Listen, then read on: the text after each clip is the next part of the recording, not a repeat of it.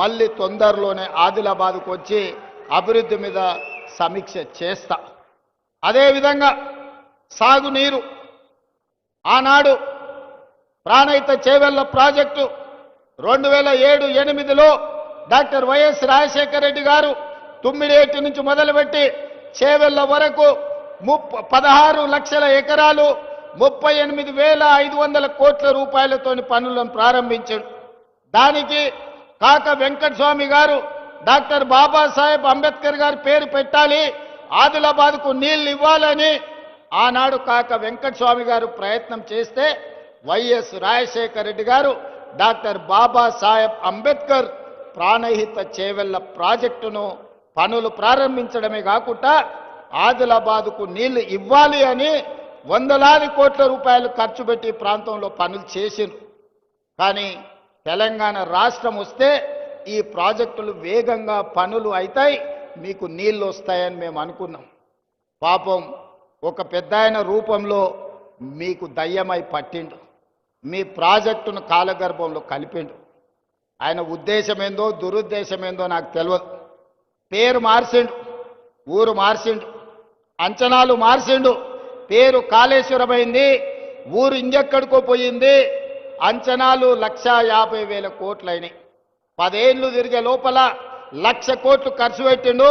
కాళేశ్వరం కడితే 3 ఏళ్లనే కూలేశ్వరం అయిపోయి కూలిపోయింది. ఆదిలాబాద్కు మాత్రం చుక్క నీరు రాలే. ఆయన ఇంట్లో కనక వర్షం కురిసింది తప్ప మన భూముల్లో బీడు భూముల్లో చుక్క నీరు రాలే. అందుకే ఇవాళ ఈ వేదిక మీద నుంచి స్పష్టంగా మీ అందరికీ మాట ఇవ్వదలుచుకున్న మిత్రులు నగేష్ గారికి, శంకర్ గారికి కూడా విజ్ఞప్తి చేస్తున్నా. ఆనాడు ఉమ్మడి రాష్ట్రంలో 148 మీటర్ల ఎత్తుకు అనుమతి ఇచ్చిండ్రు. కానీ ఆనాటి ప్రభుత్వం 152 మీటర్ల ఎత్తుకు అనుమతిస్తే ఆదిలాబాద్లో పెద్ద ఎత్తున సాగునీరు అందించవచ్చని ప్రణాళికలు ఉన్నాయి. దానికి కొంత మహారాష్ట్ర ప్రభుత్వం అభ్యంతర పెట్టింది. ఆ తర్వాతి కాలంలో 150 మీటర్లకు అనుమతి ఇవ్వడానికి సూత్రప్రాయంగా మహారాష్ట్ర ప్రభుత్వం ఒప్పుకున్నది. కానీ తెలంగాణ ప్రభుత్వమే ఆనాడు పెడచెవిన పెట్టింది. తుమ్మిడేటి దగ్గర ఉండాల్సిన ప్రాజెక్టు తరలిపోయి చిన్న కాళేశ్వరం, మేడిగడ్డ, అన్నారం, సుందిళ్ల పేరు మీద ఎక్కడికో కిందికి తరలిపోయింది. కరీంనగర్ జిల్లాలో నిర్మాణం జరిగింది. అదైనా మంచిగా జరిగిందా అంటే 1,00,000 కోట్లు ఈరోజు గోదావరి పాలైపోయినాయి, గోదావరిలో కొట్టుకపోయినాయి. పాపం ఊరికే పోదు అన్నట్టు ఈరోజు ఎన్ని బాధలు పడుతుర్రో సూరు. సొమ్ము వచ్చిన తర్వాత సొంత పిల్లలే కత్తులతో పొడుచుకుంటారు. ఎప్పుడైనా అక్రమ సంపాదన, అన్యాయపు సొమ్ము వస్తే కుటుంబంలో కూడా ప్రశాంతత ఉండదు. ఇవాళ కండ్లతో చూస్తున్నాం. బిడ్డో దిక్కు, కొడుకో దిక్కు, అల్లుడో దిక్కు, ఆయన శాతగాక ఎక్కడ వండుకున్నాడో మీరు అందరు చూస్తున్నారు. ప్రజల సొమ్ము తిన్నోడు ఎవడు బాగుపడడు. ఇవాళ ప్రజలకింత చేస్తే మనం ఏదన్నా దాంట్లో బుక్క తిన్నామంటే అర్థం ఉంది. కానీ ప్రజలందరినీ ఎండబెట్టి పండబెట్టి ఉన్నదంతా మనమే తింటే నాది నాదే, నీది కూడా నాదే అన్నాడు చరిత్రలో ఎవ్వడు బాగుపడ్డాడు లేడు. ఇవాళ నడుస్తున్న చరిత్ర కూడా అదే. ఇవాళ పైసల పంచాయతీ తప్ప వాళ్ళ ఇంట్లో ఇంకో పంచాయతీ లేదు. అందుకే ఈరోజు 150 మీటర్ల ఎత్తున ప్రాణహిత చేవెళ్ల తుమ్మిడియేటి దగ్గర ప్రాజెక్టు కట్టాలి అని మా సాగునీటి పారుదల శాఖ మంత్రి ఉత్తమ్ కుమార్ రెడ్డి గారికి ఆదేశాలు ఇవ్వడం జరిగింది. ప్రాజెక్టును అంచనా వేయడానికి నిన్న మొన్ననే టెండర్లు పిలిచినాం. దీనికి సంబంధించి తొందరలోనే ఆదిలాబాద్ జిల్లా వ్యవసాయ భూములకు మీ గోదావరి జలాలను తరలించి ప్రతి ఎకరాకు నీళ్లు ఇవ్వాలి అన్న లక్ష్యంతో తుమ్మిడేటి దగ్గర ప్రాణహిత చేవెళ్ల ప్రాజెక్టును మళ్ళీ కడతాం. ప్రారంభోత్సవానికి, పనుల ప్రారంభోత్సవానికి తిరిగి నేను వస్తా అని తెలియజేస్తున్నా. ఆనాటి నిర్లక్ష్యాన్ని సరిదిద్ది ఈనాటి ఆదిలాబాద్కు సాగునీరును అందించి ఈ ప్రాంత రైతాంగాన్ని ఆదుకునే బాధ్యత ప్రజాపాలన ఇందిరమ్మ రాజ్యం తీసుకుంటుంది. దానికి మా ఎంపీ గారు, ఎమ్మెల్యే గారి సహకారం, పక్కనున్న మహారాష్ట్రలో బీజేపీ ప్రభుత్వం ఉంది. మా మిత్రులకు పెద్ద ఎత్తున ఢిల్లీలో పరపతి ఉంది. వాళ్ళ పరపతి కొంత వాడితే మన ప్రాజెక్టులకు అనుమతి వస్తుంది. ఎంబడే పనులను ప్రారంభించుకుందాం. ఎంత ఖర్చైనా ప్రాణహిత చేవెళ్ల తుమ్మిడియేటి దగ్గర కట్టి ఆదిలాబాదు జిల్లాకు నీళ్ళిచ్చే బాధ్యత మన ప్రభుత్వం తీసుకుంటుంది. అదేవిధంగా సిమెంట్ కార్పొరేషన్ ఆఫ్ ఇండియా ఆధ్వర్యంలో ఉన్న సిమెంట్ కంపెనీ మూతబడ్డది. ఈ ప్రాంతంలో అపారమైన సున్నపు గనులు ఉన్నాయి. ఇక్కడ సిమెంట్ కంపెనీ పెడితే బ్రహ్మాండంగా నడుస్తుంది. కేంద్ర ప్రభుత్వంతో మాట్లాడి తొందరలోనే ప్రైవేట్ పెట్టుబడిదారులను తీసుకొచ్చి ఇక్కడ పెద్ద ఎత్తున సిమెంట్ కంపెనీని మళ్ళీ ప్రారంభింపజేసి ఈ ప్రాంతంలో ఉండే నిరుద్యోగ యువకులకు వేలాది మందికి ఉద్యోగ ఉపాధి అవకాశాలు కల్పించి వ్యాపార కేంద్రంగా ఆదిలాబాదును తీర్చిదిద్దే బాధ్యత మన ప్రభుత్వం తీసుకుంటుంది. మీకు సిమెంట్ పరిశ్రమను ప్రారంభించే విధంగా మన ప్రభుత్వం చర్యలు చేపడుతుంది. అదేవిధంగా విద్య, నేను మొదటి నుంచి కూడా నేను చెప్తున్నా, ఎక్కడైతే ఎడ్యుకేషన్, ఎక్కడైతే ఇరిగేషన్ ఉంటుందో, ఎక్కడైతే కమ్యూనికేషన్ ఉంటుందో ఆ ప్రాంతం అభివృద్ధి చెందుతుంది. ఆదిలాబాదును ఎడ్యుకేషన్ విషయంలో, ఇరిగేషన్ విషయంలో, కమ్యూనికేషన్ విషయంలో ఖచ్చితంగా ప్రభుత్వం లక్ష్యం పెట్టుకొని ముందుకు వెళ్తుంది. Young India integrated residential schools ఇచ్చిన మీ ఐటీఐలను వివేక్ వెంకటస్వామి గారు ఏటీసీలుగా అడ్వాన్స్డ్ టెక్నాలజీ సెంటర్లుగా మార్చిన, మీకు మెడికల్ కాలేజీలు ఇచ్చిన, ఈనాడు ఎంతో కాలం నుంచి పెండింగ్ ఉన్న యూనివర్సిటీ ఆదిలాబాద్కి ఇవ్వాలన్నారు. మొన్నటి వరకు ఖమ్మంలో కూడా లేదు. అందుకే ఖమ్మంకు డాక్టర్ మన్మోహన్ సింగ్ గారి పేరు మీద ఎర్త్ సైన్సెస్ యూనివర్సిటీని ఇచ్చి 3 రోజుల క్రితం ప్రారంభించుకోవడం జరిగింది. తప్పకుండా వచ్చే సమీక్ష తర్వాత ఆదిలాబాద్కు యూనివర్సిటీని ఇచ్చే బాధ్యత మా ప్రభుత్వం తీసుకుంటుంది.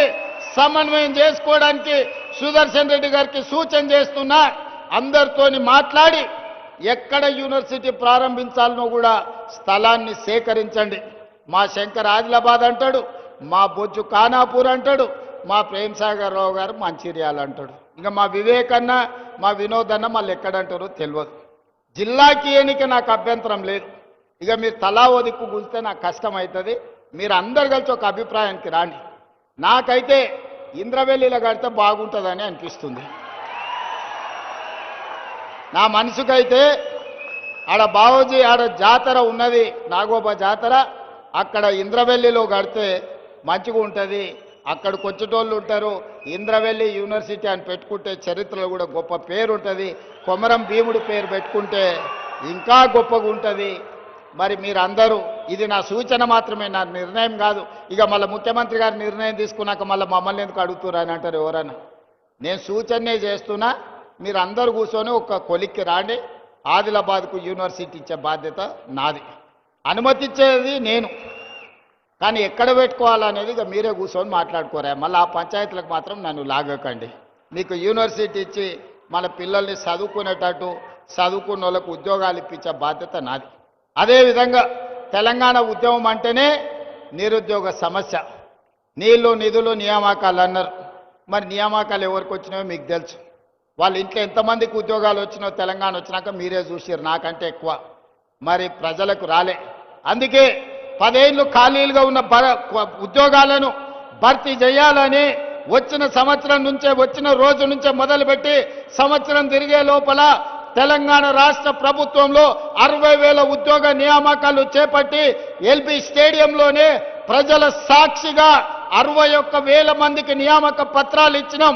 గ్రూప్ 1లో మనం ఉద్యోగాలు ఇస్తే 15 ఏళ్ల నాటి ప్రభుత్వం నియామకాలు చేపట్టలే. నేను ప్రక్షాళన చేసి తెలంగాణ పబ్లిక్ సర్వీస్ కమిషన్ పెద్ద ఎత్తున పారదర్శకంగా పరీక్షలు నిర్వహించి 563 మంది గ్రూప్ 1 అధికారులను ఆనాడు సెలెక్ట్ చేస్తే కోట్ల రూపాయలు ఇచ్చి కొనుక్కున్నారని పేదోళ్ళ పిల్లల్ని, వాళ్ళ చదువులను వాళ్ళని అవమానించారు.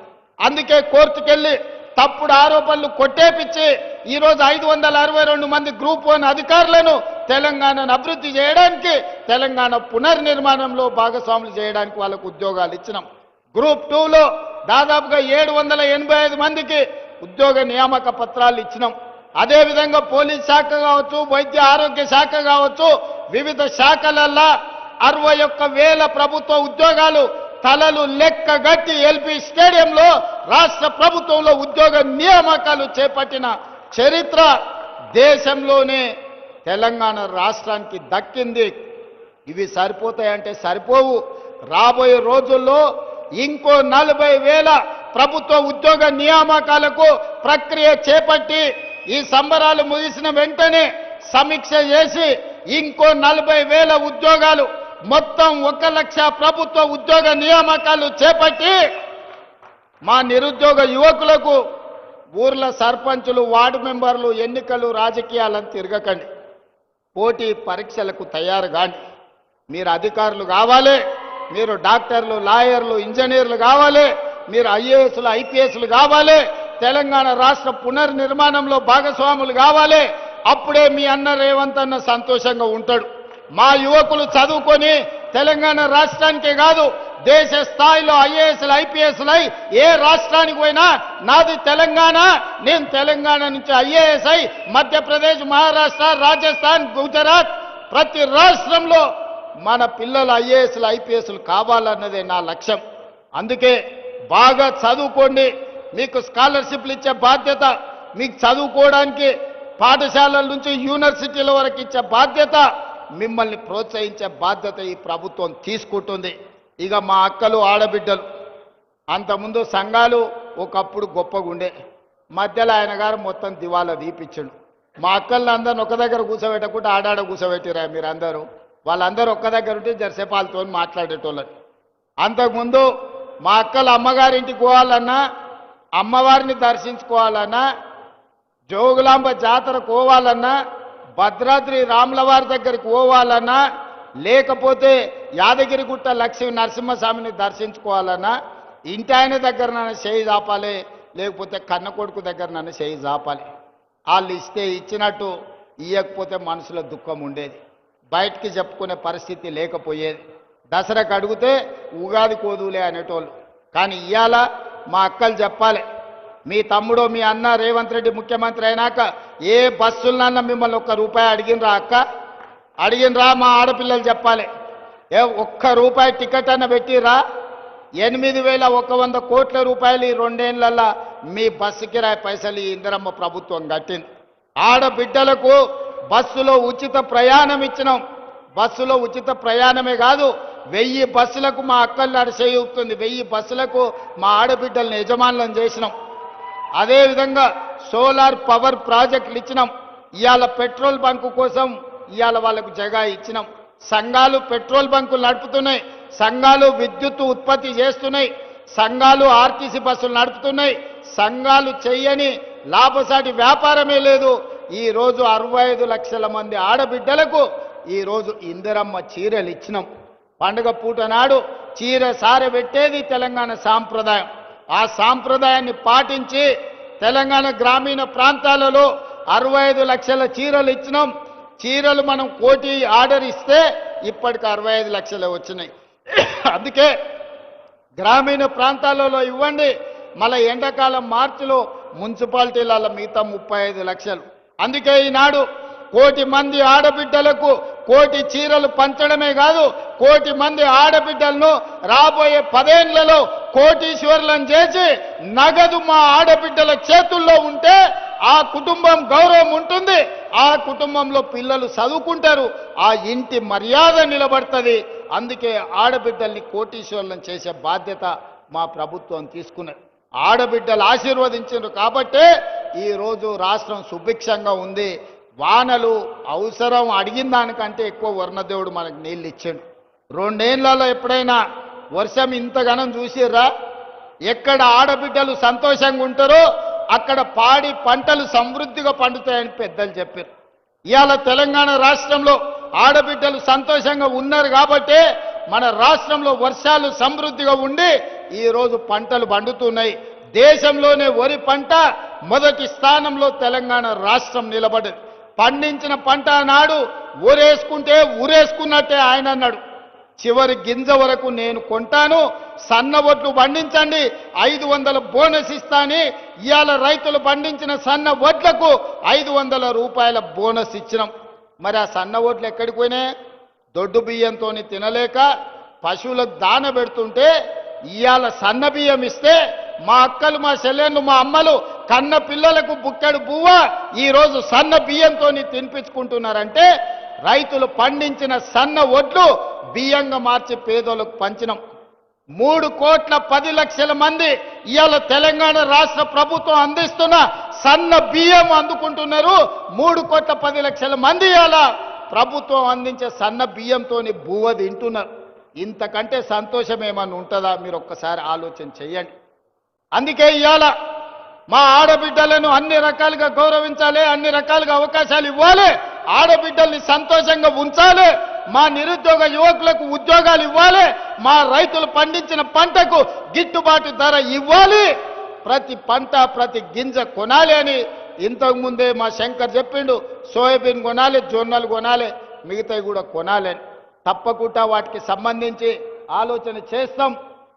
ఇంకా మావాడు నకల్ చిట్టీలు అందిస్తూనే ఉన్నారు రా నాయన, ఇదో పెద్ద కష్టమే ఉన్నది. చూస్తా, ఈ అన్నిటినీ తప్పకుండా పరిశీలిస్తాం. ఈ కొరాట చెనాక ప్రాజెక్టు గురించి కూడా ఇప్పుడు ఎలక్షన్ కోడ్ ఉండి ఇయ్యలే, చిన్న చిన్న పనులు పెండింగ్ ఉన్నాయి.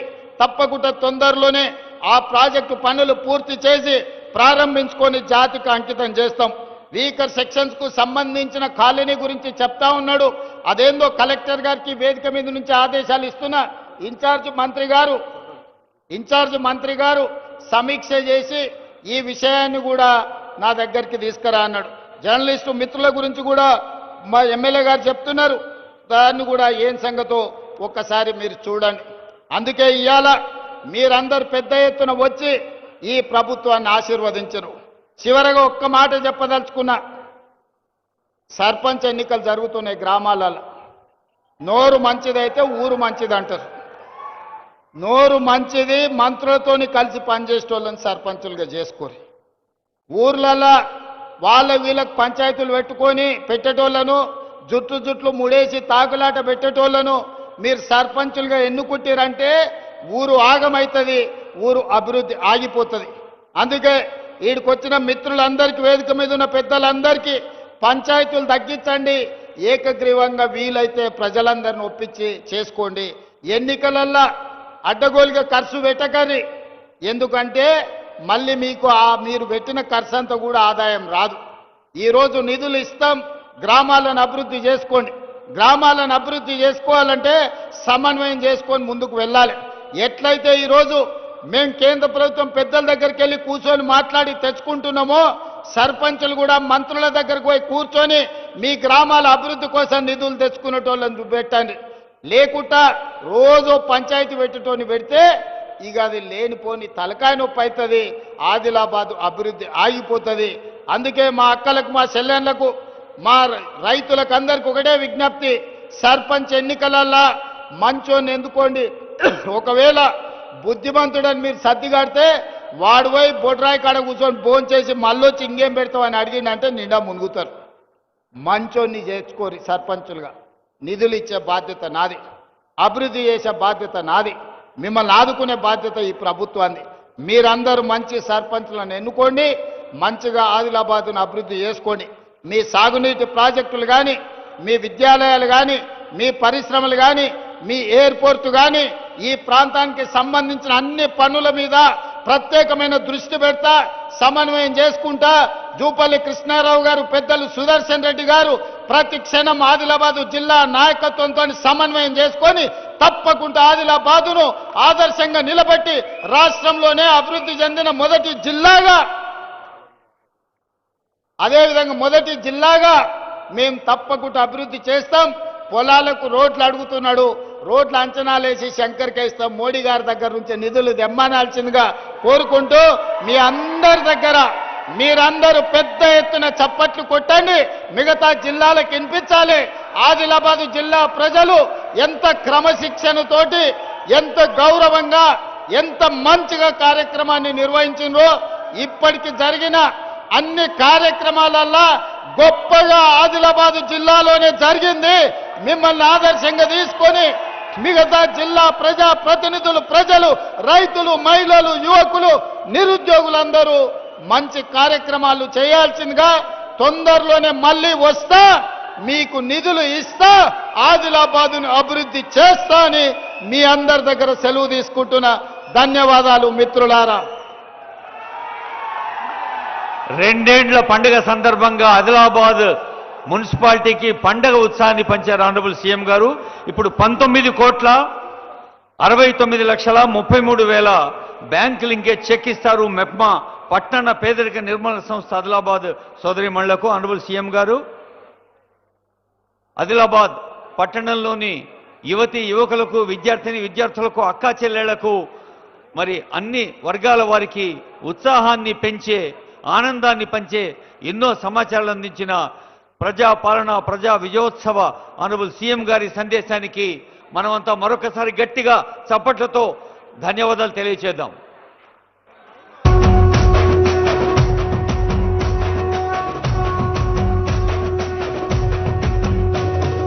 మూడు రంగుల జెండా బట్టి సింగమోలే కదిలినాడు ఒక్కరో కాంగ్రెస్ సూర్యుడు మన రేవంత్ అన్న నిగ్గదీసి అడిగే మొనగాడు విడు భూమిన వానైతాడు బీదతా